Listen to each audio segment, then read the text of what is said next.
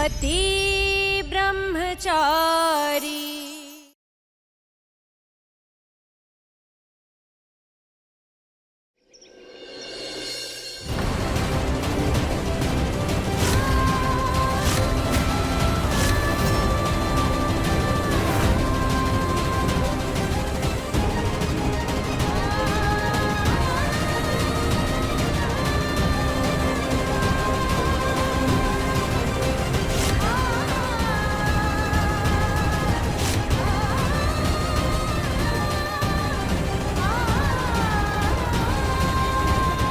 ईशा कावेरी की फोटो लिए आ रही है।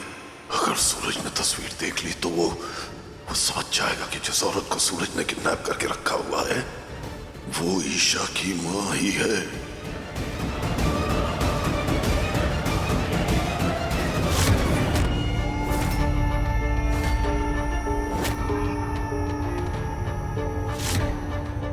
ईशा मेरी गुड़िया, मैं अपनी कावेरी को, तेरी मां को भूला नहीं हूं। नहीं, मेरे मन में उसके लिए प्रेम कम हुआ है। मैं उसकी जगह किसी को भी नहीं दे सकता, किसी को भी नहीं। उसकी इन निशानियों के सहारे ही तो अब तक जीता आया हूं बेटा। कम से कम इन्हें तो मुझसे अलग मत कर, इन्हें मुझसे अलग मत कर बेटा। दे दे मुझे। पापा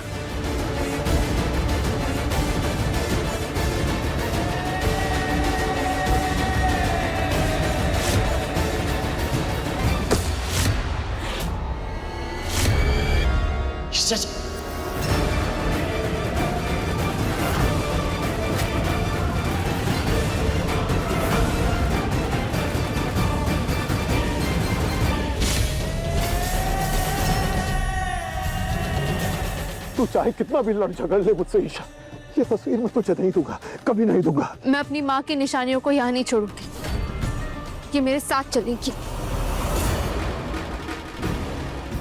लाइए पापा। छोड़ पापा। अब सरजू, सरजू रोक ले इसको। इसकी ये जिद मैं पूरी नहीं कर पाऊंगा बेटा, रोक ले इसे।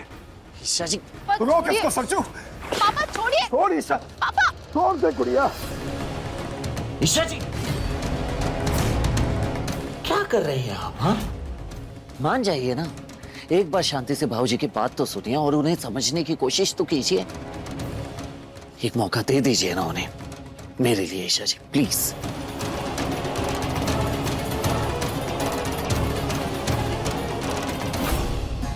ईशा,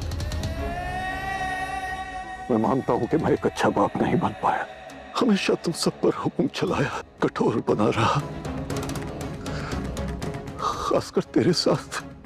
शायद इसलिए कि तेरी मां नहीं थी मेरे गुस्से को संभालने के लिए बेटा। इसके बगैर बहुत अकेला हो गया था। वो होती तो मेरे अंदर प्रेम भरती। इस घर की लक्ष्मी थी वो। उसके बिना तुम सबको पालने में गलतियां हुई होंगी मुझसे। उसके बिना अधूरा रह गया था मैं, उसके बिना जिंदगी जीना भूल गया था मैं गुड़िया। लेकिन इतने सालों बाद कोई ऐसा मिला है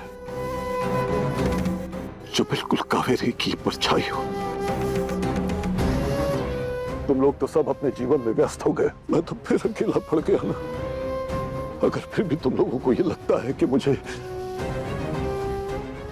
इस शादी, इस खुशी का हक नहीं है तो ठीक है। नहीं बाबा, आपको पूरा हक है इस शादी का।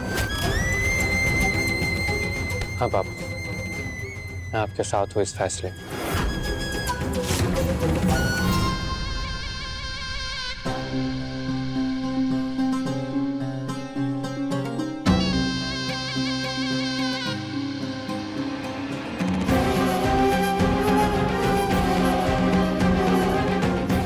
तुम पापा का साथ क्यों दे रहे हो सूरज? मुझे आपकी खुशी से एतराज नहीं है पापा, लेकिन मुझ में इतनी हिम्मत है ही नहीं कि मैं अपनी माँ का दर्जा किसी और को दे पाऊं। इसलिए मैं इस शादी में शामिल नहीं हो पाऊंगी। सबको लगता है कि माँ अब नहीं रही, पर मुझे पता है कि माँ जिंदा है मेरे दिल में। आपने भले ही आज मुझे ये तस्वीर नहीं दी, लेकिन मुझे मेरी माँ का वो मुस्कुराता हुआ चेहरा याद है। और मुझे यकीन है कि एक दिन मैं उन्हें आप सबके सामने जरूर लाऊंगी, क्योंकि मां मरी नहीं है।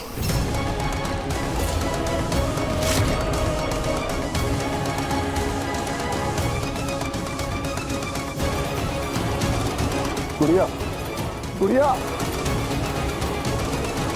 सच तू जानता है मेरी दुनिया, मेरी खुशी मेरी गुड़िया है। इसकी रजामंदी के बिना ये शादी नहीं हो सकती बेटा। तू मुझसे वादा कर, तू ईशा को लेकर उस शादी में जरूर आएगा। वादा कर मुझसे।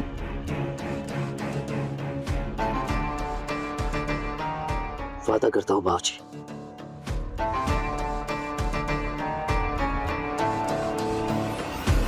शीतल,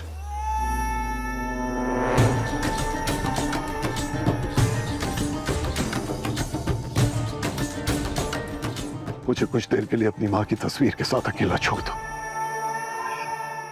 मैं कुछ पल अपनी कावेरी के साथ बिताना चाहता हूं, अकेले।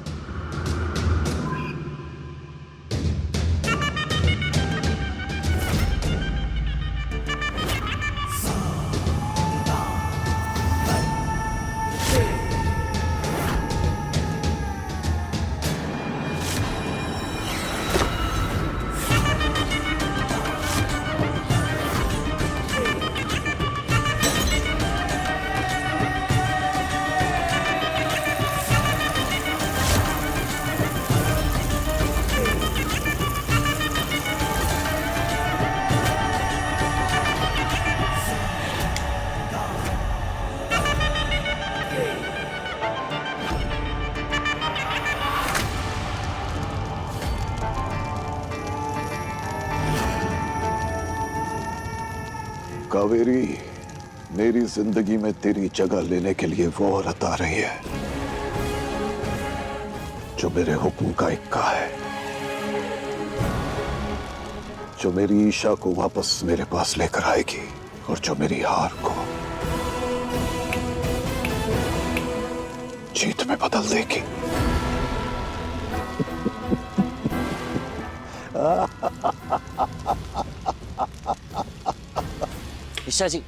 ईशा जी चलिए ना, बाइक से चलते हैं। मैं खुद आई थी, मैं खुद चली जाऊंगी। ईशा जी, मैं अच्छी तरह से जानता हूं कि बाबूजी के फैसले से आपको ठेस पहुंची है। बस एक बार आप बाबूजी के नजरिए से सोचिए। आप अगर बाबूजी के नजरिए से सोचेंगे तो बाबूजी आपको बिल्कुल भी गलत नजर नहीं आएंगे। दरअसल सच्चाई यही है कि इतने सालों से उन्होंने सिर्फ इंतजार ही किया है, लेकिन आपकी माँ वापस लौट कर नहीं आई। इसका मतलब यही है कि शायद वो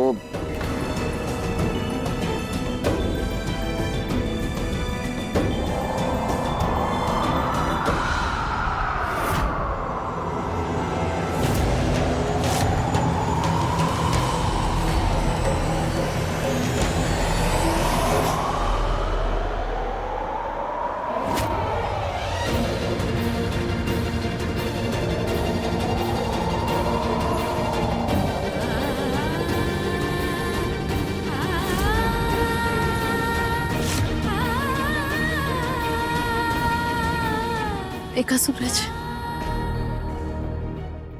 मां ने हमें आशीर्वाद देकर ये सबूत दिया है कि वो जिंदा है।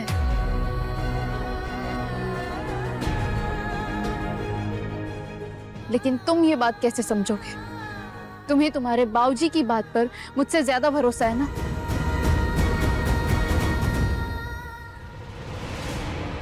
ऐसे अचानक से शादी का फैसला आपको कुछ अजीब नहीं लग रहा है? सुना ना तुमने कि पापा ने क्या कहा? पापा अकेले पड़ गए और इतने सालों बाद उन्हें कोई मिला है जिसे वो अपनाने के लिए तैयार है। खुशबू, हमें भी उनकी खुशियों में शामिल होना चाहिए। खुशबू सुनो, यही एक मौका है उनका दिल जीतने का।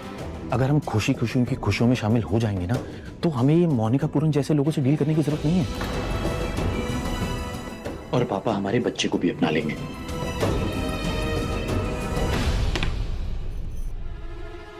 काव्या, अगर तुम मेरे साथ चलो तो हम पापा के लिए एक अच्छा सा गिफ्ट ले आते हैं। आरव जी, मुझे चुनना नहीं आता। अक्सर धोखा खा जाती हूँ और गलत को सही समझने की भूल कर बैठती हूँ। एनीवेज आप चले जाइए, मुझे बहुत काम है।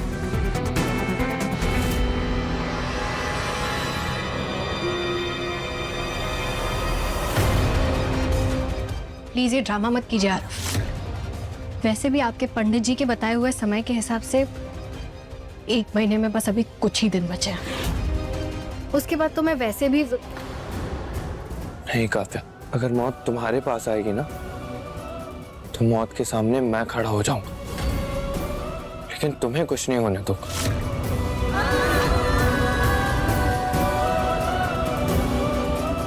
कब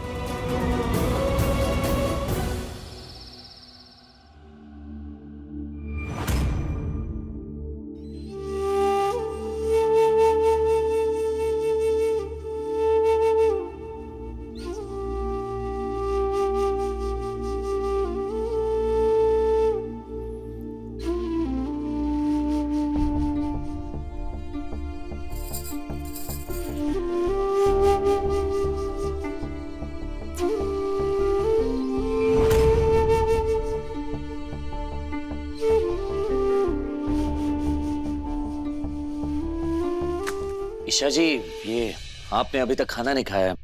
चलिए खाइए। भूख नहीं है। भूख नहीं है? अरे ऐसे कैसे भूख नहीं है आपको? देखिए मैं नखरे झेलने वाले पति में से बिल्कुल भी नहीं हूं, ठीक है? समझ गई आप? चलिए खाना खाइए। मैंने कहा ना, मुझे बिल्कुल भी भूख नहीं है, और मुझे भूख लगेगी तब मैं खा लूंगी। तुम्हें मेरी फिक्र करने की कोई जरूरत नहीं, समझे? सच्ची सबको लगता है बाबूजी ने जो शादी करने का फैसला लिया है वो गलत नहीं है, सिवाय आपके। सच्ची आप भी मान जाइए ना और बाबूजी की खुशियों में शामिल हो जाइए। और कल अगर माँ लौटकर वापस आई तो उन्हें जो तकलीफ पहुंचेगी उसका क्या? सूरज, तुम पापा को बाबूजी कहते हो ना, पिता का दर्जा देते हो, लेकिन वो मेरे असली पिता है। उनका असली चेहरा मैंने देखा है। वो कोई भी फैसला कोई इमोशन में आकर नहीं लेते। उनके हर फैसले के पीछे कोई ना कोई मकसद, कोई ना कोई फायदा, कोई ना कोई चाल जरूर छुपी होती है। लेकिन इस बार शायद ऐसा नहीं है ईशा जी।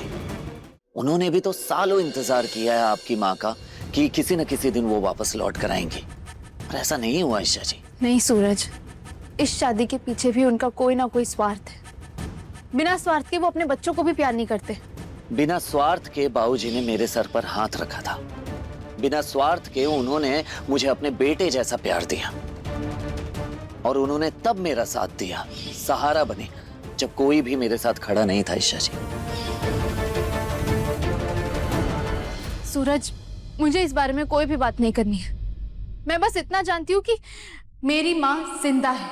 मैंने उन्हें देखा है। मैं महसूस कर सकती हूँ कि वो यहीं कहीं मेरे आसपास है। ईशा जी, मैं भी कभी कभी महसूस करता हूँ कि मेरी माँ मुझसे और काव्या से दूर नहीं गई है, यहीं कहीं आसपास है। ईशा जी, ये हमारा प्यार है उनके लिए। अपने दिमाग को ठंडा कीजिए और सोचिए ईशा जी, प्लीज। सूरज, तुम बाबूजी की बात को पत्थर की लकीर मानते हो ना, पर मैं ऐसा नहीं सोच सकती। तुम मुझे मेरी सोच के साथ अकेला छोड़ दो प्लीज। तो ठीक है, मैं एक बेटी पर इस बात का बिल्कुल भी प्रेशर नहीं डालूंगा कि वो अपनी पिता की शादी में शामिल हो, लेकिन मेरी पत्नी को मेरे साथ कल शादी में चलना होगा।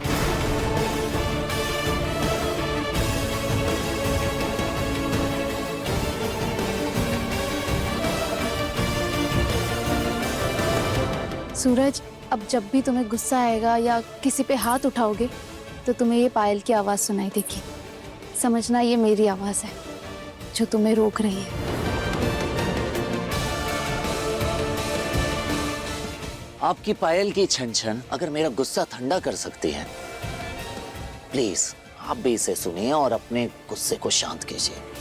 चलिए चलिए खाइए प्लीज, चलिए।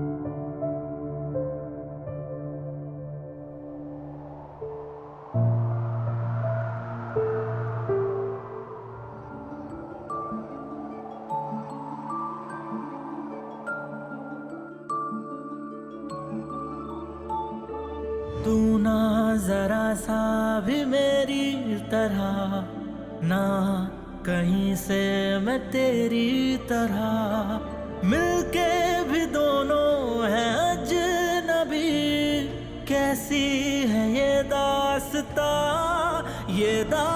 रास्ता, तू कहाँ मैं कहाँ, तू कहाँ मैं कहाँ,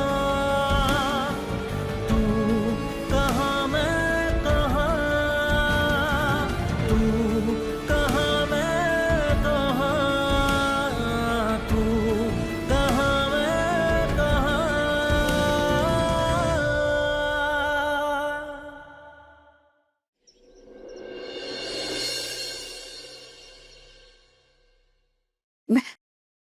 रेशमा कहाँ चली गई?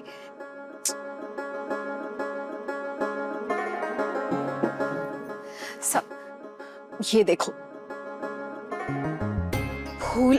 राजेंद्र जी इधर आइए, इन फूलों को वहां पर रखवाइए और उधर लाइट थोड़ी सी कम है वो बढ़वाइए। चलिए भाभी, जूस। काव्या तुम कितना काम करोगी, बैठो चलो आराम करो। ला अरे भाभी आप भी तो कब से लगी पड़ी है ना। ये लीजिए पहले जूस पीजिए प्लीज। बाकी सारे काम मैं करवा दूंगी, आप टेंशन मत लीजिए, बैठिए।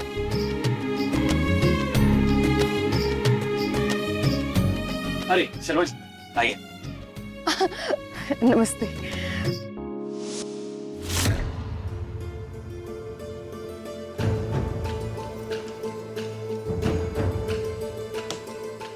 ये लीजिए आपके कपड़े, तैयार हो जाए। इसकी कोई जरूरत नहीं, मैं उस पार्टी में नहीं जाना चाहता जहाँ मेरी बीवी मुझसे नाराज हो। ठीक है, आपके पापा की शादी है, सवाल आपसे पूछे जाएंगे, मुझसे नहीं। आपको पहनना है पहनिए, आपको आना है आइए, नहीं आना है मत आइए, मुझे कोई फर्क नहीं पड़ता है। कहाँ पे आप? आखिर कब तक मुझसे यूं नाराज रहोगी? देखो ना, मैंने हमारे हनीमून के tickets, one of the best hotel सब बुक कर रखा है। क्या तुम मुझे और हमारे रिश्ते को एक चांस दोगी प्लीज? कैसे मान लूं मैं कि आप इस बार सच में इस रिश्ते को निभाना चाहते हैं? क्या पता आप फिर से दिखावा कर रहे हो। अगर मुझे मारना ही है तो इतना खर्च करके कहीं और जाने की क्या जरूरत है, यहीं ले लो ना मेरी जान। काव्या प्लीज ऐसा मत बोलो, मैं सच्चे दिल से तुम्हें खुशियां देना चाहता हूँ और अपनी लाइफ की हर एक मोमेंट तुम्हारे साथ जीना चाहता हूँ, जो मैंने अपनी बेवकूफियों की वजह से खो दिया। खोया तो मैंने भी यार, जो कभी वापस नहीं आ सकता। क्या काव्या? भरोसा। पैसों से ना आप खुशियां खरीद सकते हैं और ना मैं सुंदर जगहों के बदले आप पर कभी भरोसा कर पाऊंगी। क्या जीत सकते हैं आप मेरा भरोसा फिर से कभी? नहीं ना। मैं नहीं जानता तुम्हारा भरोसा दोबारा जीत पाऊंगा या नहीं, लेकिन मैं कोशिश करता रहूंगा काव्या, और तुम्हें ये यकीन दिलाऊंगा कि अब मैं बदल चुका हूं।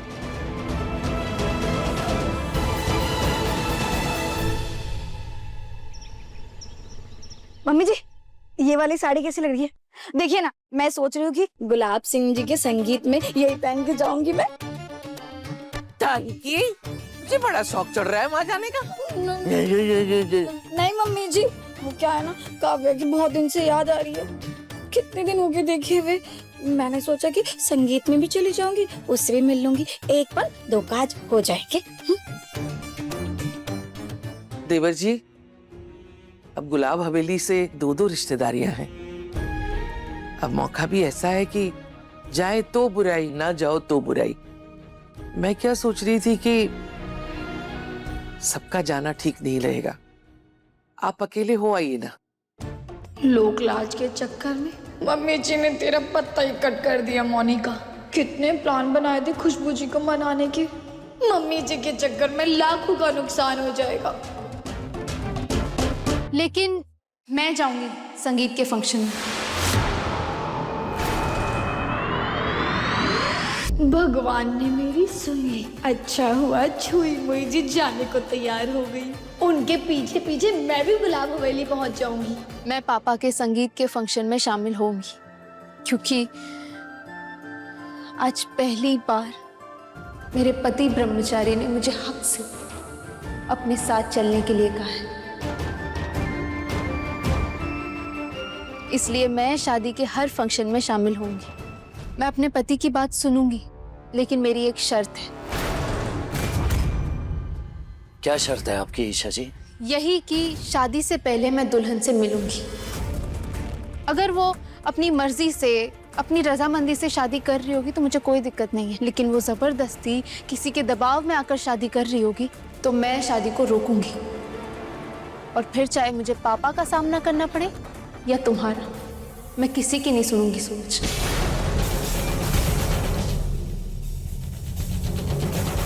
ईशा जी, बाबूजी ने आपको सब कुछ साफ साफ बता तो दिया है कि वो ये शादी क्यों और कैसे कर रहे हैं, फिर भी आप उन पर शक कर रही हैं। जो पिता अपनी बेटी की शादी जबरदस्ती करवा सकता है, क्या वो एक लड़की से जबरदस्ती शादी नहीं कर सकता? ईशा जी, एक मिनट। बहू का कहना गलत नहीं है, और वैसे भी वो गुलाब सिंह को हम सबसे बेहतर जानते हैं। तो बोलो सूरज, अगर ये शादी जबरदस्ती हो रही होगी तो तुम मुझे रोकने के लिए मेरे सामने तो नहीं खड़े हो जाओगे?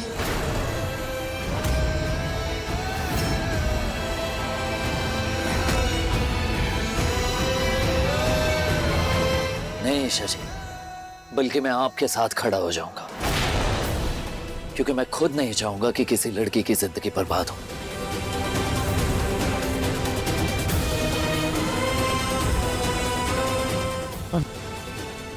मुझे ऐसा लग रहा है कि बाबूजी ऐसा बिल्कुल भी नहीं करेंगे, क्योंकि ये उनकी भी जिंदगी का बहुत बड़ा फैसला है ईशा जी।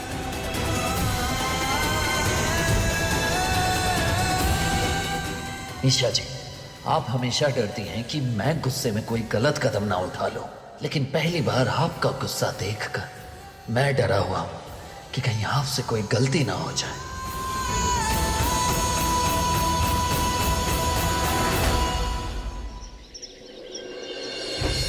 सरजू, आज अपने बाबूजी के गले लग जा। आज तूने सबको इस शादी के लिए मना लिया, बहुत बहुत धन्यवाद। खास तौर से ईशा को। आजा बेटा, आजा।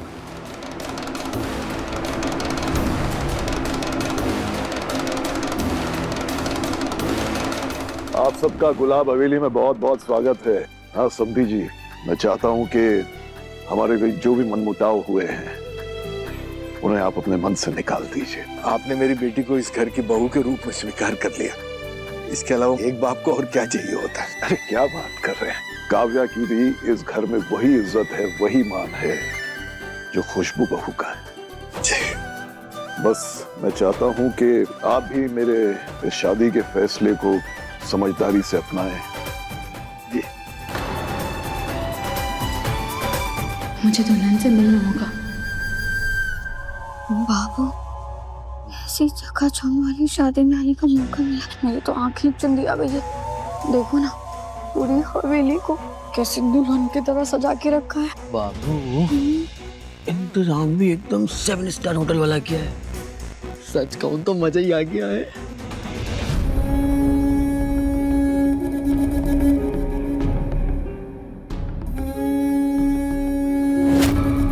राम राम राम राम। आ गई गरीबों की टोली हमारी चांद सी हवेली की रौनक को दाग लगाने।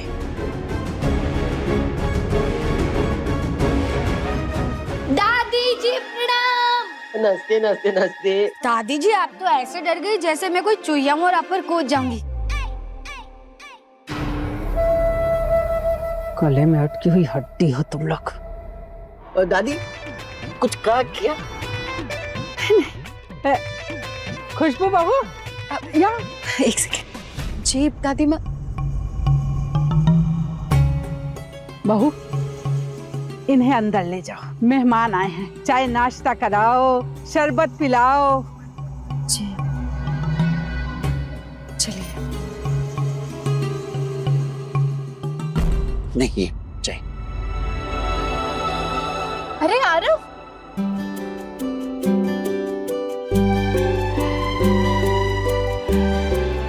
वैसे मेरी ननंद, तेरी बीवी कहाँ पर है?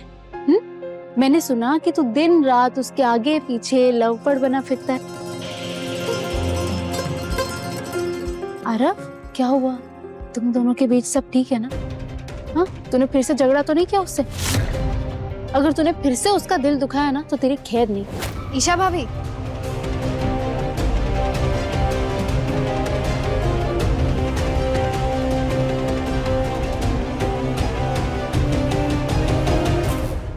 आरव इस दुनिया के बेस्ट हस्बैंड है। अच्छा बताइए, ये साड़ी कैसी लग रही है? ये आरव लाए हैं मेरे लिए। आपको पता है, ये मुझे इतना प्यार देते हैं ना कि कभी कभी मैं ही डर जाती हूँ कि किसी दिन अगर मैं नहीं रही तो इनका क्या होगा मेरे बिना। मैं तो इनसे अभी से कहती हूँ कि किसी दिन मुझे अगर कुछ हो जाए तो इन्हें दूसरी शादी कर लेनी चाहिए। पता है, पागलों की तरह जान छिड़कता है मुझ पर। मेरा भाई है ही ऐसा, देखना काव्या, तुम पर एक खरोच पे नहीं आने देगा। हाँ भाई, जब किसी को ससुराल में इतना प्यार मिले तो बाप की याद कहाँ आती है। पापा।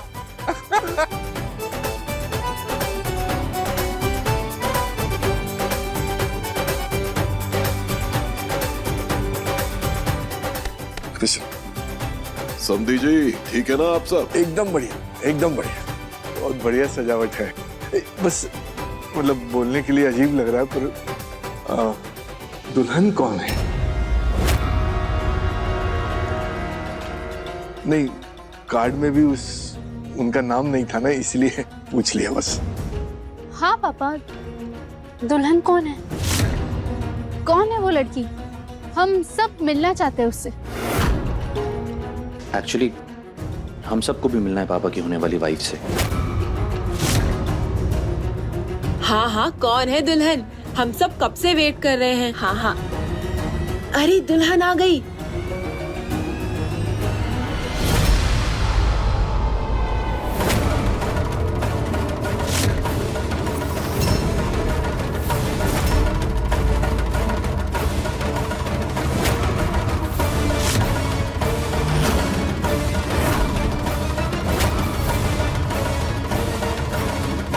बोलो, दुल्हन घूंघट में क्यों है? आप मुझे ऐसे क्यों देख रही हैं? मैंने शादी में बाकी के कामों की जिम्मेदारी ली है। मुझे थोड़ी ना पता था कि दुल्हन घूंघट में आ रही है, किस में आ रही है। मुझे क्या पता है ये सब।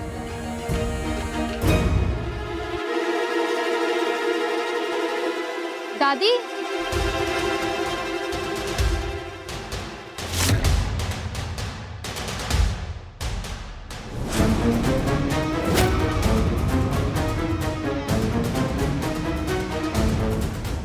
दादी, आज तो मेहंदी और संगीत है ना, शादी के मंडप में थोड़ी ना जा रही है दुल्हन। तो आज तो हम सब दुल्हन का चेहरा देख ही सकते हैं। हाँ हाँ, दुल्हन का चेहरा हम भी तो देखें।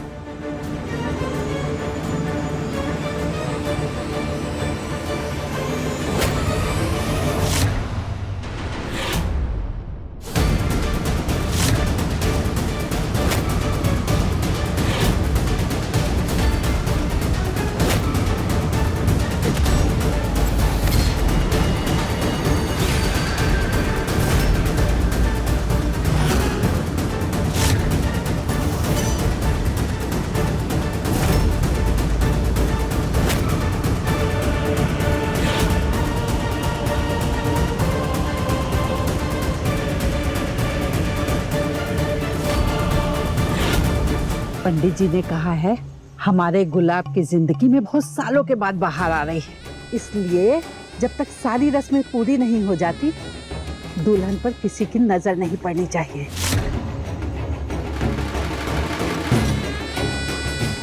माफ कीजिएगा, ये कोई साधारण ब्याह नहीं है, नियमों का पालन तो करना पड़ेगा ही।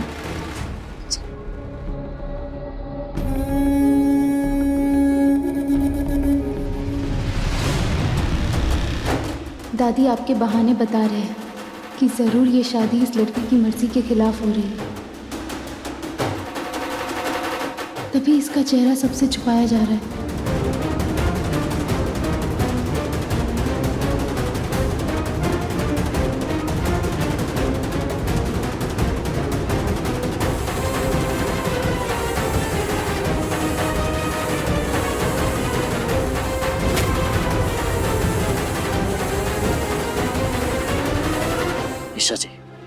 आइए जरा, मुझे आपसे बात करनी है कुछ। आइए आइए।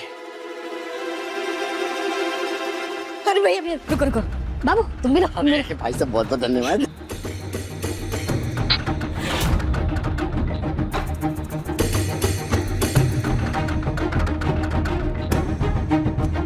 ये क्या कर रहे हैं आप लोग? और आप दोनों हमारी एक बात कान खोलकर सुन लीजिए। आज घर में फंक्शन है। अगर आज आप दोनों ने अपनी हद पार करने की कोशिश भी की ना तो हमसे बुरा कोई नहीं होगा, समझे? नहीं नहीं खुशबू जी, हम कोई गड़बड़ नहीं करेंगे, आप बस मान जाइए प्लीज प्लीज। माफ कर दीजिए, मान जाइए प्लीज। क्या नाटक है, कोई देख लेगा। खुशबू जी, हमसे ना बड़ी गलती हो गई, हम आगे से नहीं करेंगे। नहीं, लगता है आप दोनों को ना बात समझ में नहीं आती है। एक बार बोल दिया कि इस बारे में अब कोई बात नहीं होगी तो मतलब नहीं होगी। फंक्शन अटेंड करने आए, अटेंड कीजिए, एंजॉय कीजिए। हाँ खुशबू जी, वैसे एक बात तो आपको सोचनी चाहिए, गुलाब सिंह जी की दूसरी शादी हो रही है और नई दुल्हन को वारिस हुआ तो फिर आपके वारिस को ना किसी का प्यार मिलेगा, ना दुलार मिलेगा, ना इस घर में हक मिलेगा। दूसरों की तरह व्यवहार किया जाएगा उससे। क्या बकवास क्या कर रहे हैं आप दोनों? हाँ बकवास नहीं, मैं तो आपके सामने सच्चाई ला रही हूँ कि गुलाब जी दूसरी शादी कर रहे हैं। नई दुल्हन को बेटा हुआ तो अनुराग जी पे दबाव पड़ेगा और बेटा पाने के लिए उन्होंने दूसरी शादी कर ली तो आपका क्या होगा? क्या होगा खुशबू जी, क्या होगा? गुलाब जी दूसरी शादी कर रहे हैं, नई दुल्हन को बेटा हुआ तो अनुराग जी पे दबाव पड़ेगा और बेटा पाने के लिए उन्होंने दूसरी शादी कर ली तो आपका क्या होगा? ईशा जी, मैं अच्छी तरह से जानता हूँ कि आपको दादी की बात पर बिल्कुल भी यकीन नहीं है, लेकिन प्लीज अभी कुछ मत करिएगा। बाबूजी ने बहुत भरोसा करके मुझे सारे इंतजाम की जिम्मेदारी दी है। अगर आप अभी कुछ करेंगी तो तमाशा खड़ा हो जाएगा। ईशा जी प्लीज। लगता है मेरी गुड़िया अभी भी खुश नहीं है। देखो, सब शादी और संगीत के शुरू होने की खुशी में झूम रहे हैं और ईशा के चेहरे को देखकर लग रहा है कि खुशियां नहीं, यहां मातम छाने वाला है। पापा, ये शादी खुशियां लाती है या गम, ये तो पता नहीं, लेकिन दुल्हन के चेहरे पे छाया घूंघट मुझे सोचने पे मजबूर कर रहा है। दूध का जला छाछ भी फूंक कर पीता है। तेरी हालत बिल्कुल वैसी ही है। मैं समझता हूं तुझे मुझ पर भरोसा नहीं है ना, लेकिन बेटा, दुल्हन के चेहरे पर घूंघट की वजह वही है जो तेरी दादी ने बताई है। देख रही हूँ पापा, बहुत कुछ बदल गया है आप में। आप इन सारी बातों में कब से यकीन करने लग गए? बेटा, बदलाव जो है ना वो प्रकृति का नियम है। जो समय के साथ बदलते नहीं है वो बिखर जाते हैं, और ये बात मैं अच्छी तरह समझ चुका हूं। इस बदलाव में हम आपके साथ हैं बाबूजी। एक बार संगीत तो शुरू होने दीजिए, फिर देखिए कैसे रंग जमाता हूं मैं।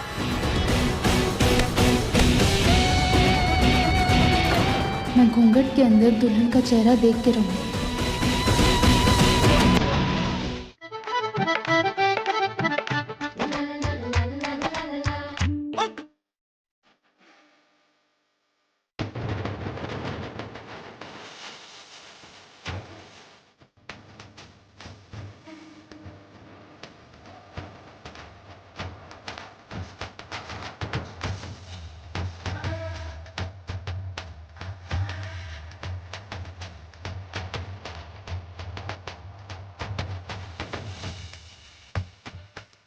सची अब भी नाचिए। मैं दुल्हन का चेहरा देख के ही रहूंगी।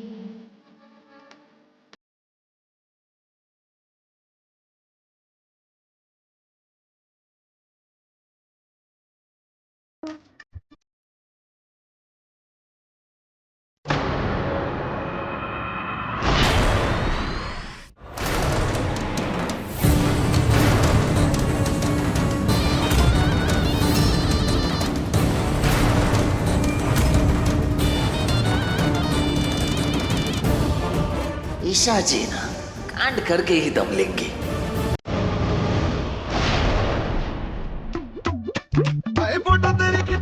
काव्या,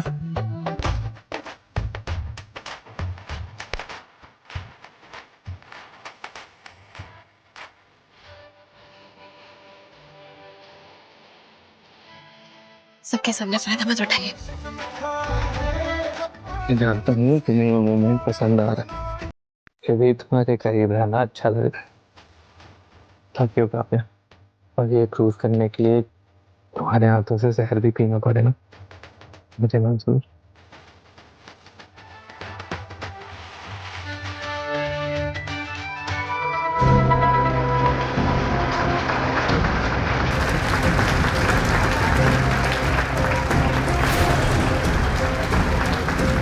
यही सही मौका है दुल्हन का चेहरा देखने का।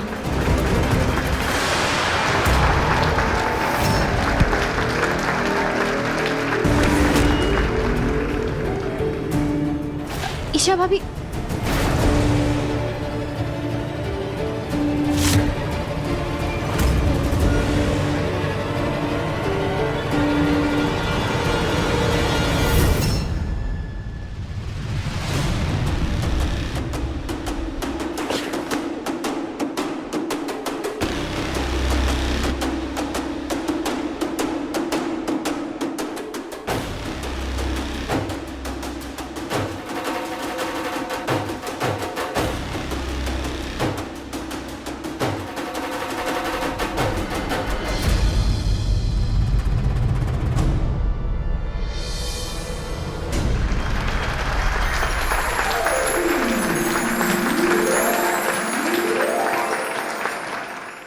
वाह सरजू, तूने तो महफिल में चार चांद लगा दिए।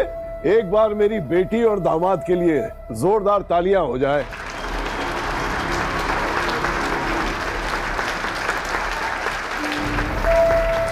ये लो,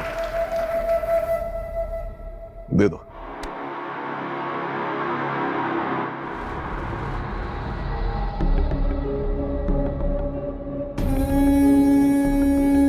बाबूजी ये अरे कुछ नहीं बेटा, ये हमारी तरफ से तुम दोनों के लिए नेक है, रख लो।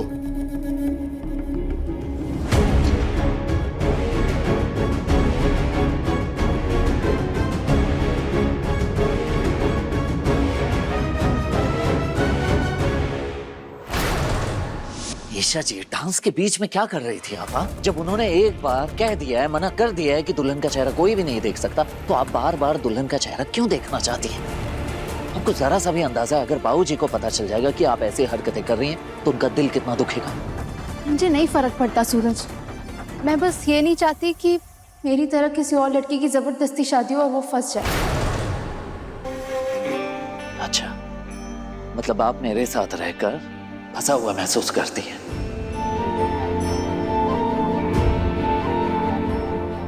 नहीं सूरज, हर आदमी तुम्हारी तरह अच्छे दिल वाला नहीं होता। गुड़िया रानी, लगता है मेरी गुड़िया को मेरी भेजी हुई साड़ी पसंद नहीं आई, इसीलिए इतनी मामूली सी साड़ी पहन कर आई है ना? पापा, आज यहाँ आपकी बेटी आई ही नहीं है, आज सूरज की पत्नी आई है।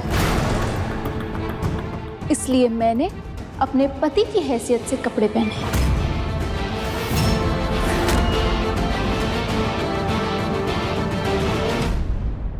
बाबूजी, वो ईशा जी की तरफ से मैं माफी मांगता हूँ आपसे। ईशा, तू अपने बाप को अकड़ दिखा रही है ना? एक बार ये शादी हो जाए, फिर तुझे घुटनों के बल यही दुल्हन झुकाएगी जिसे देखने के लिए तू तड़प रही है।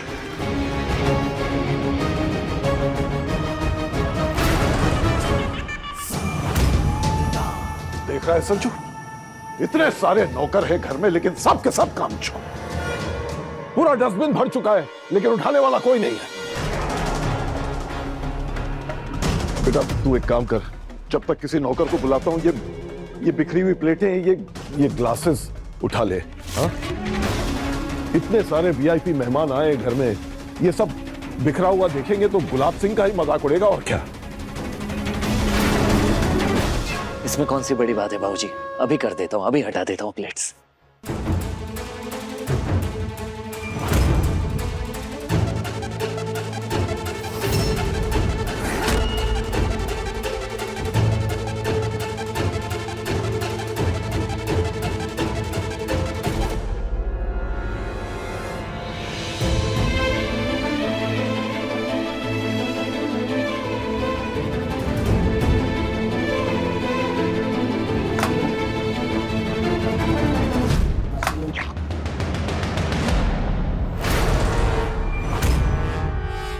ले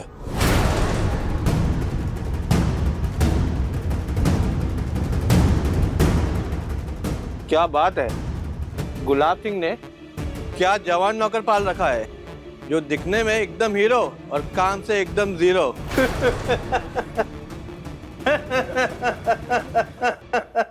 अपने घर में काम करने से कोई नौकर नहीं बन जाता सर। मैं गुलाब सिंह जी की बेटी, और जिन्हें आपने नौकर समझा वो मेरे पति हैं, यानी गुलाब सिंह जी के दामाद।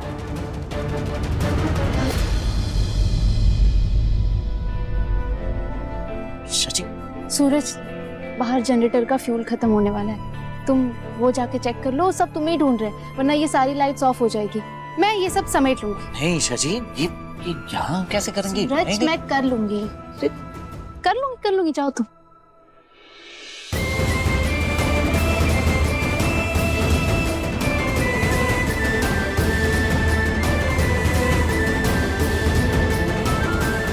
ईशा जी, आपने मेरे लिए अपने आप को कितना बदल लिया है।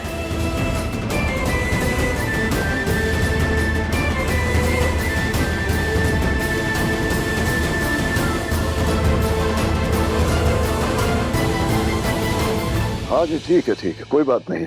जी हाँ, जी हाँ। ओ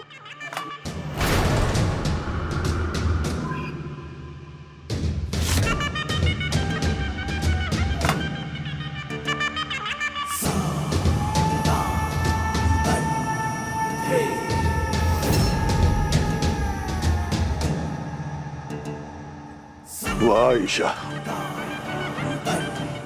क्या किस्मत बदली है तेरी।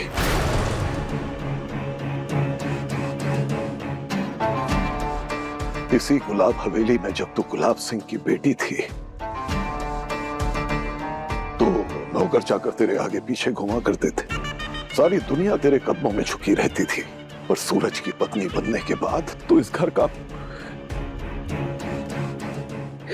कचरा उठा रही है, लोगों की छूटन साफ कर रही है। इसे कहते हैं गलत फैसले का अंजाम, जो इंसान को अर्श से फर्श की धूल चटा देता है। माना आपने मुझे ऐशो आराम की जिंदगी दी, लेकिन पिंजरे में कैद पंछी राज नहीं करता, टुकड़ों पे पलता है। लेकिन मैं अपने पति सूरज के गरीब खाने में आजादी से राज करती हूँ। थैंक यू पापा, मेरी शादी सूरज से करवाने के लिए। आज आपकी शादी की पार्टी में ऐसा तमाशा करूंगी जो आप हमेशा याद रखेंगे।